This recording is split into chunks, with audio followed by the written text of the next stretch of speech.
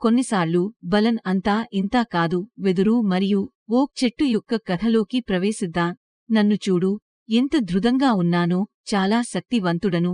ఈ పిల్ల గాలులు నన్ను ఏమి చెయ్యలేవు ప్రగల్భాలు పలుకసాగింది. అప్పుడు ఒక భయంకరమైన తుఫాను అడవిని తాకింది. అది వేళ్లతో సహకూలిపోయింది.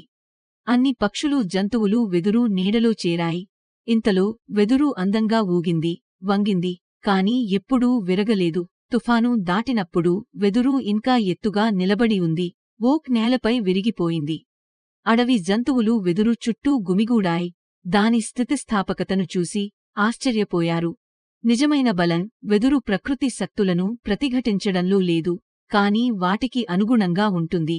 వశ్యత మరియు అంతర్గత స్థితిస్థాపకత జీవితం యొక్క తుఫానుల నుండి మనల్ని నిలబెట్టాయి. ఆ రోజు విలువైన పాఠాన్ని నేర్చుకున్నాయి. కొన్నిసార్లు బలం అంతా ఇంతా కాదు.